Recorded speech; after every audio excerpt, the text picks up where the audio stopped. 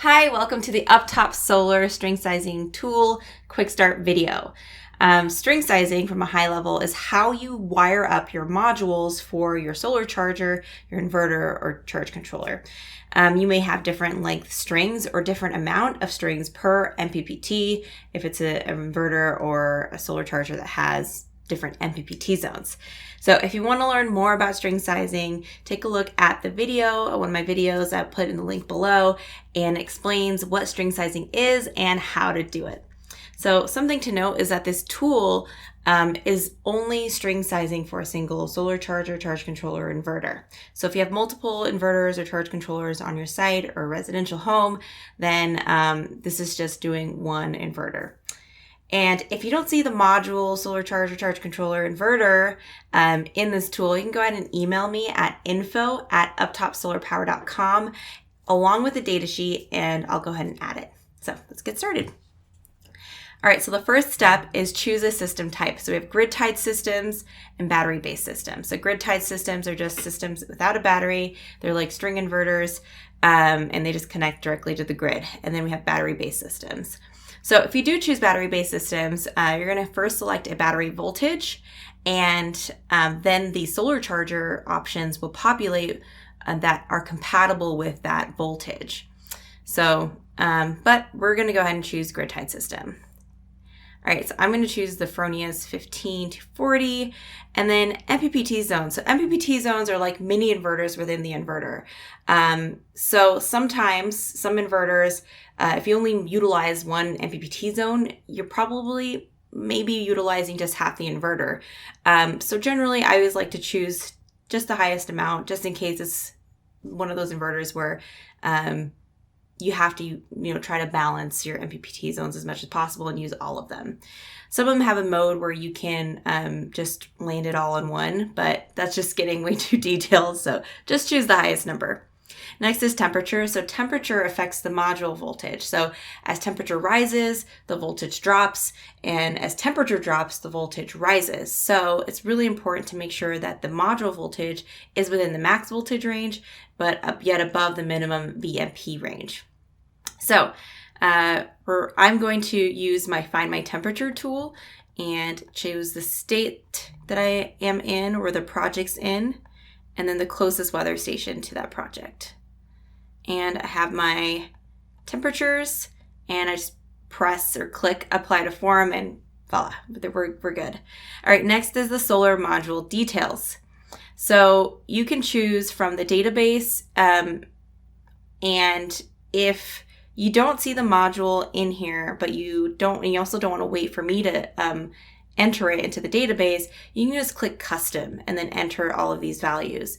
If the datasheet has millivolts per Celsius instead of percent per Celsius, because that's what's required for this tool, you can go ahead and click the convert millivolts to Celsius to percent Celsius and then enter the values, and then it will calculate that for you, and just click apply to form. All right, but we want a specific module that's already in the database. Next is advanced settings. You don't have to touch these.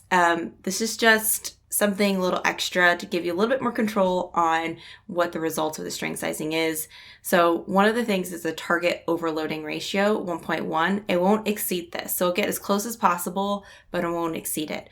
So I'm going to choose one around 1.2. And this is just how much you're oversizing your array versus the inverter output.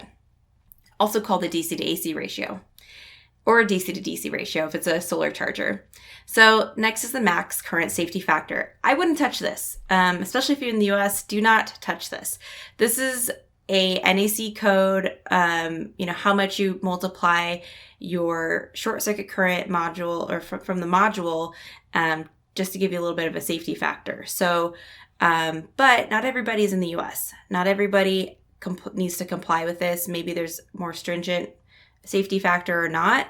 But if you do, if you don't have it at the 1.25, it's just going to give you a warning. It's just to make sure, hey, are you sure you know what you're doing? So just leave it. Next is let's string size. So now we have our MPPTs. One thing to note is when we do the calculation, it's going to distribute the power evenly between the MPPT1 and MPPT2, like all your MPPTs. So you're going to have the same result between all MPPTs. So let's take a look and see what we have. So we have right now a 1.14 ratio. So let me go ahead and see if I can add another module in series. Okay, 1.18, so that's getting pretty close. Let's try to add another one on the second MPPT zone. Okay, so 1.22. So it looks like we are over the max power of 18 kilowatts and we have 18.30 kilowatts.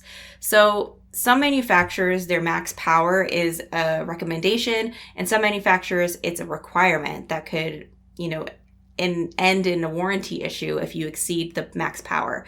So it's really important to check with the manufacturer, hey, is this a recommendation or do I really have to, hold true to the max power?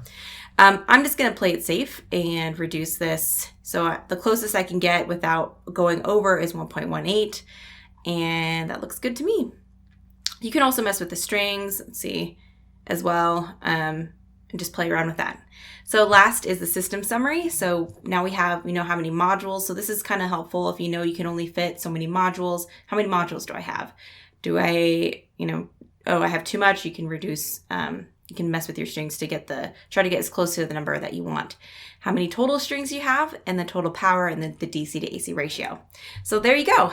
After this, you can go ahead and print this, or you can click email my results and then email this to yourself. That's it. All right. Well, thank you for joining.